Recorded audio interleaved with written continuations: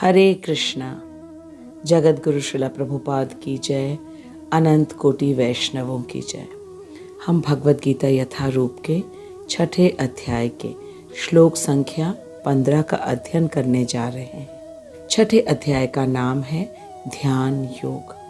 आइए हम मिलकर के श्लोक का वाचन करते हैं। युञ्जन्नेवं सदात्मानं योगी नियत मानसः शांतिं निर्वाण परमां मत्संस्थाम् अधिगच्छति। युञ्जन् एवं सदात्मानं योगी नियत मानसः शांतिं निर्वाण परमां मत्संस्थाम् अधिगच्छति। युञ्जन्नेवं सदात्मानं योगी नियत मानसः शांतिं निर्वाण परमां मत्संस्थाम् अधिगच्छति। भगवान कह रहे हैं कि इस प्रकार शरीर, मन तथा कर्म में निरंतर संयम का अभ्यास करते हुए संयमित मन वाले योगी को इस भौतिक अस्तित्व की समाप्ति पर भगवत धाम की प्राप्ति होती है। आज के श्लोक में भगवान हमें बता रहे हैं योग अभ्यास का फल क्या है। श्लोक संख्या 10 से 14 तक भगवान ने योग अभ्यास की विधि के विषय में बहुत विस्तार से बताया है और अब भगवान हमें बता रहे हैं कि इस कठिन विधि का पालन करके क्या फल प्राप्त होगा। यदि आपने पिछले श्लोकों का अध्ययन नहीं किया तो अवश्य देखिएगा, जिससे आप अच्छी तरह समझ पाएंगे किस प्रकार एक योगी को समस्त भौतिक जगत से विरक्ति होकर भगवान में अपने मन को वह एकाग्र करता है। आइए हम श्रील विश्वनाथ चक्रवर्ती ठाकुर के अन्वय को पढ़ते हैं और इस श्लोक को अच्छी तरह समझते हैं। श्रील विश्वनाथ चक्रवर्ती ठाकुर की जय।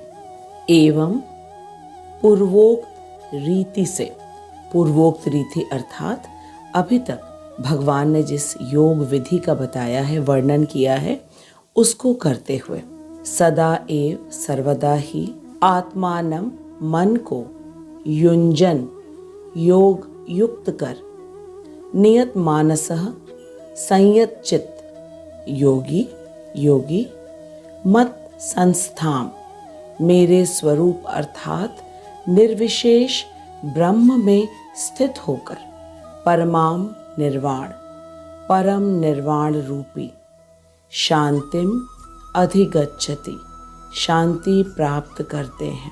श्री विश्वनाथ चक्रवर्ती ठाकुर कह रहे हैं कि संयत चित्त योगी पूर्वोक्त रीति से मन को सदा ही योग युक्त कर मेरे स्वरूप में अवस्थित होकर परम निर्वाण रूपी शांति प्राप्त करते हैं।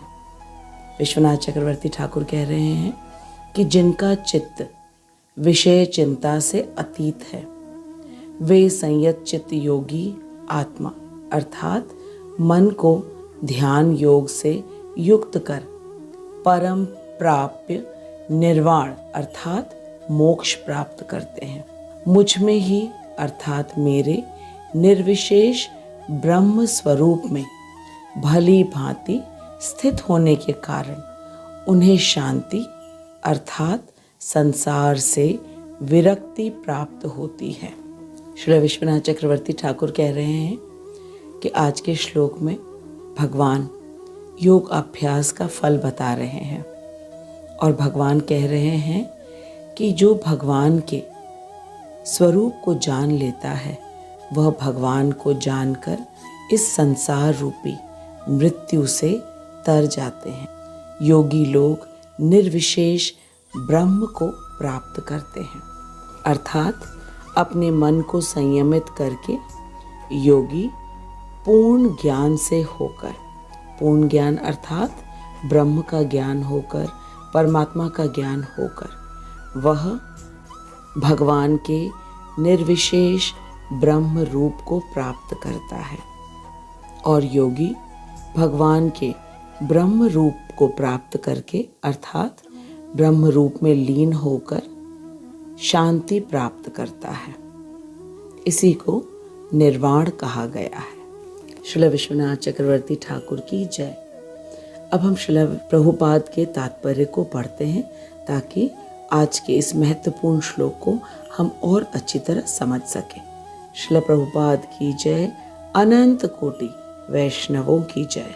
श्रील प्रभुपाद कह रहे हैं कि भगवान अब योग अभ्यास के चरम लक्ष्य का स्पष्टीकरण कर रहे हैं। योग अभ्यास किसी भौतिक सुविधा की प्राप्ति के लिए नहीं किया जाता, वरन इसका उद्देश्य तो भौतिक संसार से विरक्ति प्राप्त करना है। प्रभुपाद ने स्पष्ट रूप से कहा कि किसी भौतिक सुविधा की प्राप्ति के लिए नहीं, बल्कि इसका उद्देश्य तो भौतिक संसार से विरक्ति प्राप्त करना है। श्रील प्रभुपाद हमें बिल्कुल स्पष्ट रूप से बता रहे हैं कि भगवान ने जिस योग अभ्यास का वर्णन किया है ध्यान योग में, उसमें भौतिक जगत से विरक्ति होना लक्ष्य है। तो अब हमें समझना है कि योग के नाम पर जितने केंद्रों में योग अभ्यास कराया जा रहा है, क्या वे अष्टांग योग के विभिन्न अंगों का कठोरता से पालन कर रहे हैं, या वे केवल कुछ शारीरिक आसन और प्राणायाम तक ही सीमित हैं? और शारीरिक आसनों तथा प्राणायाम से तो व्यक्ति का शरीर स्वस्थ होगा और आयु में वृद्धि की संभावना है, लेकिन यह तो अधूरा लक्ष्य है। पूर्ण लक्ष्य तो भौतिक संसार से विरक्ति है। लेकिन आज चारों ओर योग के नाम पर केवल स्वास्थ्य वर्धन के लिए व्यायाम कराया जाता है, ताकि व्यक्ति लंबे समय तक सांसारिक वस्तुओं को भोग कर सके, जो कि योग अभ्यास के मूल लक्ष्य से बिल्कुल विपरीत है। लेकिन श्रील प्रभुपाद कहते हैं कि यदि कोई व्यायाम करके अपने शरीर को स्वस्थ रखता है ताकि वह भगवान की खूब अच्छी तरह सेवा कर सके, तो ये निश्चित रूप से अच्छी बात है। लेकिन इसके अन्यथा जो कोई योग अभ्यास के द्वारा स्वास्थ्य लाभ चाहता है या भौतिक सिद्धि प्राप्त करने का इच्छुक होता है, वह व्यक्ति भगवत गीता के अनुसार योगी नहीं है। योगी तो वह व्यक्ति है जिसे भौतिक सुख की कोई आशा नहीं है और वह सिर्फ और सिर्फ अपने हृदय में विराजमान विष्णु रूप परमात्मा के दर्शन के लिए योग अभ्यास करता है। फिर आगे श्रील प्रभुपाद कह रहे हैं कि किसी को ये नहीं समझना चाहिए कि भौतिक अस्तित्व की समाप्ति का अर्थ है शून्य में प्रवेश करना, क्योंकि यह धारणा केवल कुछ अज्ञानी व्यक्तियों की कल्पना है कि शून्य से सब आते हैं और शून्य में चले जाते हैं। भगवान की सृष्टि कभी भी शून्य नहीं है। श्रील प्रभुपाद कहते हैं कि यथार्थ तो यह है कि मनुष्य अपने भौतिक अस्तित्व की समाप्ति के पश्चात भगवत धाम में प्रवेश करता है। भगवत गीता में भगवत धाम का भी स्पष्टीकरण किया गया है कि यह वह स्थान है जहाँ न सूर्य की आवश्यकता है, न चांद की या बिजली की। प्रभुपाद कह रहे हैं कि आध्यात्मिक राज्य के सारे लोग उसी प्रकार से प्रकाशित हैं जिस प्रकार सूर्य द्वारा यह भौतिक आकाश एवं प्रत्येक वस्तु प्रकाशित होती है। भगवत गीता के 15वें अध्याय के श्लोक संख्या 6 में बताया गया है, न तद्भासयते सूर्यो न शशांको न पावकः यद्गत्वा न निवर्तन्ते ततधाम परमं मम। न तद्भासयते सूर्यो न शशांको न पावकः यद्गत्वा न निवर्तन्ते तत्धाम परमम मम। भगवान ने कहा कि वह मेरा परम धाम न तो सूर्य या चंद्र के द्वारा प्रकाशित होता है और न अग्नि से या बिजली से। जो लोग वहां पहुंच जाते हैं वे इस भौतिक जगत में फिर से लौटकर नहीं आते। इस श्लोक से बिल्कुल स्पष्ट हो गया कि भगवान का धाम है और वह भी चिन्मय और दिव्य है, क्योंकि वहाँ प्रत्येक वस्तु स्वयं ही प्रकाशित है।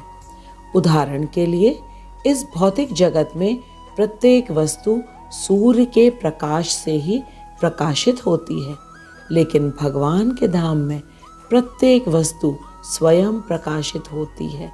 जैसे कि पुस्तक की अपनी रोशनी होती है, गायों की अपनी अलग रोशनी होती है।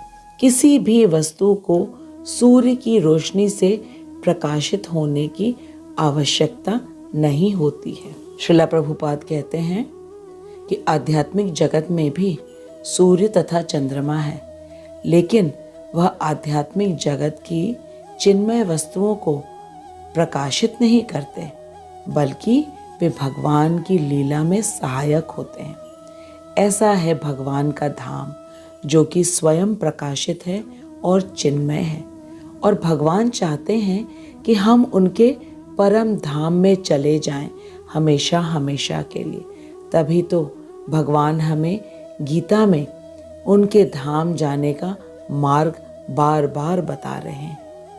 अगर हम थोड़ा भी गंभीरता से सोचेंगे कि भला भगवान हमें क्यों बुला रहे हैं, तो शास्त्रों के अध्ययन से हमें ये ज्ञान होगा कि भगवान हमारे नित्य माता पिता हैं और हम उनके नित्य संतान हैं। और जब भगवान हमें इस भौतिक जगत में दुखी देखते हैं, तब उन्हें आध्यात्मिक जगत में रहते हुए भी वे सच्चिदानंद हैं, लेकिन उन्हें अत्यधिक दुख होता है। भला वो कौन से माता पिता होंगे जो संतान को दुखी देखकर उसके दुख को अंत करने का उपाय नहीं करेंगे। इसी दुख निवृत्ति के लिए भगवान ने आकर हमें भगवद गीता दी है और हमारे सभी आचार्यगण हमें समझा रहे हैं। आइए अब समझते हैं श्रील प्रभुपाद से कि भगवान के धाम जाने के लिए किस योग्यता को हमें अपने अंदर विकसित करना है।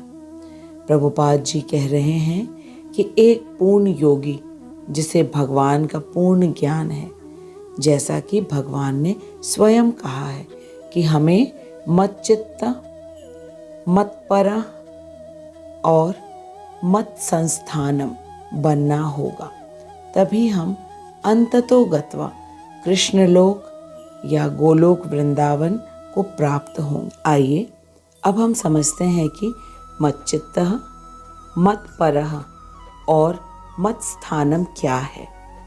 मच्चित्तः का अर्थ है संसार की किसी बात से विचलित ना होना, जैसे कि कहाँ से पैसा आएगा, मेरा काम कैसे होगा, इत्यादि इत्यादि। और मन बस कृष्ण कथा, श्रवण, कीर्तन तथा स्मरण में लगा हो, इसे मच्चित्तः कहते हैं। और एक बार जब व्यक्ति मच्चित्तः बन जाएगा, तब वह मतपरायण भी बन जाएगा। मतपरायण अर्थात पूर्ण रूप से भगवान के परायण हो जाएगा, अर्थात वह सब कुछ केवल कृष्ण की प्रसन्नता के लिए समस्त कार्य करेगा। और जब व्यक्ति मच्चित्तः और मतपरायण हो जाएगा, तब वह मत स्थानम में अवश्य प्रवेश करेगा। मत स्थानम का अर्थ है भगवान कह रहे हैं कि वह मेरे धाम में आएगा। श्रील प्रभुपाद कह रहे हैं कि एक पूर्ण योगी जिसे भगवान कृष्ण का पूर्ण ज्ञान है, जैसा कि यहाँ पर भगवान ने स्वयं कहा है, मच्चित्तः, मत्परः, मत्स्थानम, वास्तविक शांति प्राप्त कर सकता है और अंततो गत्वा कृष्णलोक या गोलोक वृंदावन को प्राप्त होता है। ब्रह्म संहिता में स्पष्ट उल्लेख है, गोलोक एव निवसत्य अखिलात्म भूतः, अर्थात यद्यपि भगवान सदैव अपने धाम में निवास करते हैं जिसे गोलोक कहते हैं, तो भी वे अपनी परा आध्यात्मिक शक्तियों के कारण सर्वव्यापी ब्रह्म तथा अंतर्यामी परमात्मा है। यहाँ पे यह हमें समझना चाहिए कि जिस पूर्ण ज्ञान की बात कही जा रही है वह यह है कि भगवान सदा अपने गोलोक वृंदावन धाम में निवास करते हैं, लेकिन फिर भी वे अपनी ब्रह्म ज्योति जो कि सर्वव्यापी है, वह उनका ब्रह्म रूप है और फिर प्रत्येक जीव के हृदय में परमात्मा रूप में वो विराज रहे हैं, वह उनका परमात्मा रूप है। यह हुआ भगवान का पूर्ण ज्ञान। प्रभुपाद कह रहे हैं कि कोई भी कृष्ण तथा विष्णु रूप में उनके पूर्ण विस्तार को सही सही जाने बिना वैकुंठ में या भगवान के नित्य धाम जिसका नाम है गोलोक वृंदावन धाम, इसमें प्रवेश नहीं पा सकता है। अतः कृष्ण भावना भावित व्यक्ति ही पूर्ण योगी है, क्योंकि उसका मन सदैव ही कृष्ण के कार्यकलापों में तल्लीन रहता है। सवय मनः कृष्ण पदार विंदयो। श्रील प्रभुपाद कह रहे हैं कि कृष्ण भावना भावित व्यक्ति ही पूर्ण योगी है और वह ही भगवान के गोलोक वृंदावन धाम जाने का अधिकारी। फिर आगे प्रभुपाद कह रहे हैं कि वेदों में श्वेताश्वर उपनिषद में भी हम पाते हैं, तमेव विदितवाति मृत्युमेति, अर्थात केवल भगवान कृष्ण को जानने पर जन्म तथा मृत्यु के पथ को जीता जा सकता है। दूसरे शब्दों में योग की पूर्णता संसार से मुक्ति प्राप्त करने में है। इंद्रजाल अथवा व्यायाम के कर्तव्यों द्वारा अबोध जनता को मूर्ख बनाने में नहीं है। श्रील प्रभुपाद कह रहे हैं कि पूर्ण योग का जो मुख्य लक्ष्य है वह है जन्म तथा मृत्यु के पथ को जीतकर भगवान के धाम में प्रवेश करना। और जो संसार में योग बताया जाता है वह तो केवल एक इंद्रजाल है। इंद्रजाल अर्थात भौतिक सिद्धियों को प्राप्त करना या व्यायाम के कर्तव्यों को सिखाना, और इसके द्वारा अबोध जनता को मूर्ख बनाया जाता है। लेकिन आज के श्लोक में भगवान ने स्पष्ट रूप से बता दिया कि जो भगवान के बताए विधि के द्वारा शरीर, मन तथा कर्म में निरंतर संयम का अभ्यास करते हुए संयमित मन से जो भगवान के परमात्मा रूप में अपना मन एकाग्र करेगा, वह इस भौतिक अस्तित्व की समाप्ति पर भगवत धाम की प्राप्ति करेगा। भगवत धाम की प्राप्ति प्रभुपाद ने बताया है कि यह योग की चरम लक्ष्य है। यह योग का चरम लक्ष्य है तथा एक भक्त ही प्राप्त कर सकता है भगवत धाम। और प्रभुपाद कह रहे हैं कि जो व्यक्ति भगवान के बताए विधि के पालन करके योग अभ्यास करके भगवान को अपने हृदय में जो परमात्मा स्वरूप में बैठे हुए उनका दर्शन करके जो ब्रह्म रूप में लीन होता है, वह व्यक्ति भी जैसे ही भगवान के भक्त के संपर्क में आता है, फिर वह भी भगवत धाम जाने का योग्यता को प्राप्त करता है, क्योंकि भक्त के द्वारा भक्ति करके, भक्त के माध्यम से वह भी भक्ति करके भगवत धाम जाने का योग्य बन जाता है। मैं आशा करती हूँ कि हमारे आचार्यों की अहेतुकी कृपा से हम सभी समझ गए हैं कि कौन भगवान के गोलोक वृंदावन धाम में प्रवेश करने का अधिकारी है।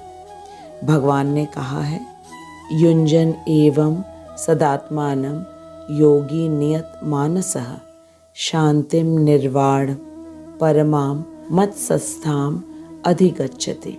भगवान ने कहा है कि जो मेरे बताए मार्गदर्शन में योग अभ्यास करता है तथा शरीर, मन तथा कर्म में निरंतर संयम का अभ्यास करते हुए संयमित मन करके अपने हृदय में बैठे परमात्मा का दर्शन करता है, ऐसा योगी इस भौतिक अस्तित्व की समाप्ति पर भगवत धाम की उसको प्राप्ति होती है, अर्थात वह भौतिक दुखों से दूर होकर परम शांति को प्राप्त करता है। भगवान ने कहा है कि संयमित मन वाला व्यक्ति जिसे पूर्ण ज्ञान है भगवान के विषय में, वही पूर्ण योगी है, अर्थात वह मच्चित्तः मत्परः तथा मत्स्थानम अर्थात भगवान के गोलोक वृंदावन जाने के योग्य बन जाता है। श्रीला प्रभुपाद कहते हैं कि यह भौतिक जगत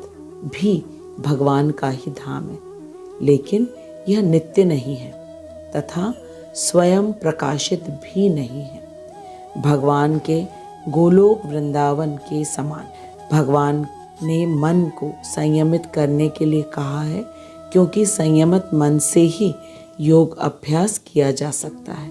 वर्तमान समय में हम बद्ध जीवों का मन प्राकृतिक वस्तुओं की ओर आकर्षित होता है। आज के श्लोक में हमने ये जाना कि मन को नियंत्रित करने के लिए भगवान ने अष्टांग योग का मार्गदर्शन दिया है ध्यान योग में, और श्रीला प्रभुपाद वे हमें सबसे सरल विधि बता रहे हैं भगवान को प्राप्त करने के लिए।